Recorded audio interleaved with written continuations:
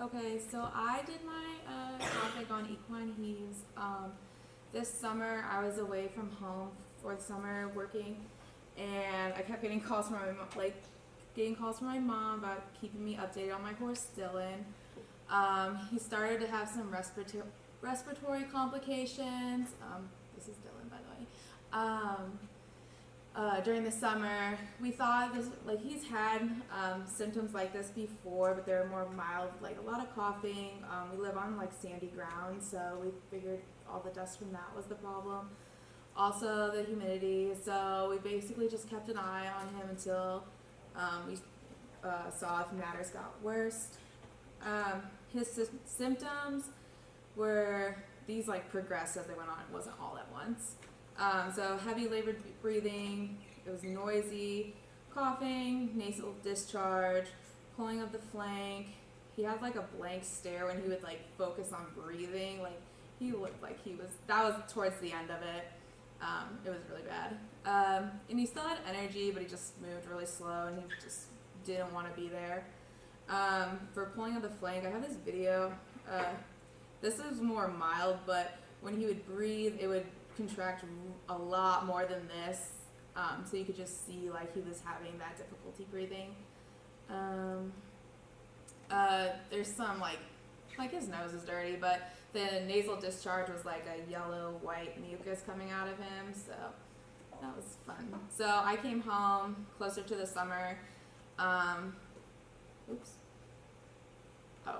Before that, we thought about doing breathing treatments. So my farrier, his sister, she's trained and certified in equine massage therapy and rehabilitation. So we had her come out once every 2 weeks and did 15 to 20 minute sessions of this breathing colloidal silver medication in here. Hook it up to the little breathing box. And he just sat there for that amount of time. I wasn't here for this, so I didn't really get to see it. She offers it to other people who have horses with asthma, heaves, or pneumonia. Here's a video of it. I don't really know how. Now, is this your horse? Yeah, sorry, it's my horse. Great. I think my mom talks in it or something. I'm not really sure. It doesn't matter. But I don't know if you can hear it that well, but you can just hear the machine going in the back. And he just stood there. So he just chilled. Mm-hmm. So that was what he would do. So when I got home, the breathing therapy was helping with the distress for a little while, but it would always come back. So we decided to finally call the vet out. He took 2 minutes to look at Dylan, and he diagnosed him with Heaves right away. He believes it was due to the quality of our hay, which was funny because we were getting a second cutting of hay that weekend, so we knew it was getting not the best. So he prescribed dexamethasone, which is an oral corticosteroid. It's mainly used for short-term use because it can have serious side effects such as laminitis, and I didn't really want to deal with that either, so we stopped using that. When the vet came, he gave a 20 milliliter injection into Dylan, and then we were told to give him 10 milliliters orally every day, and then once the breathing got better, to wean him off every other day, then every 2 days, and then so on. So this is dexamethasone, and Now, what you got shown there is injection.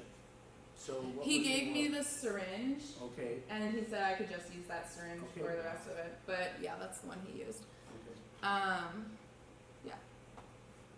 So what is Heaves? It's also known as recurrent airway obstruction. It's an allergic-based lung disease.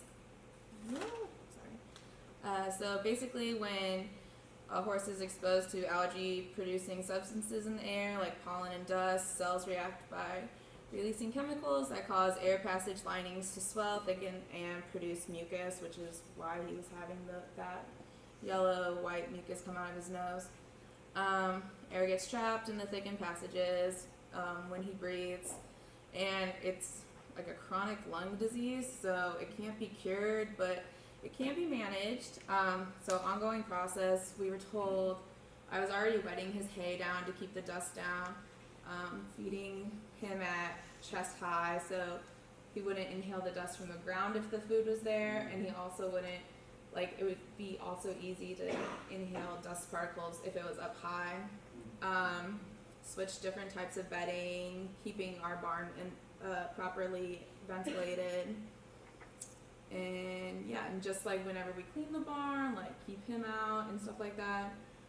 There's 3 different levels of heaves. There's mild, moderate, and severe.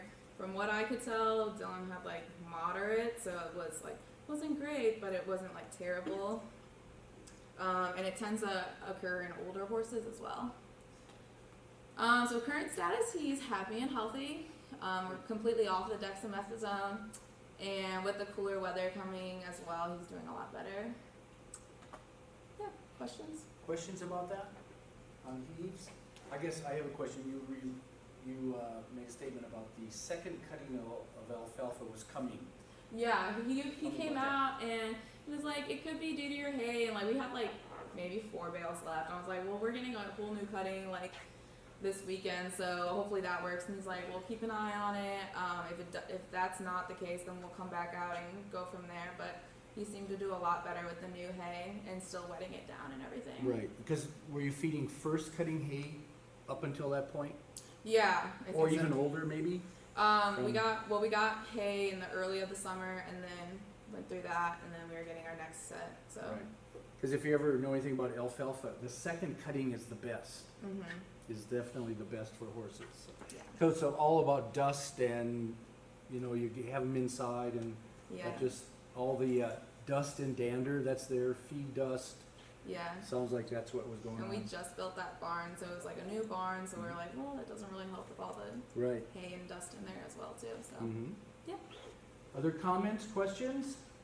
Yeah, because they're breathing so heavy, they sometimes have a line in their flank area from the muscle buildup. Yeah. So, okay, we're set. Thank you. And then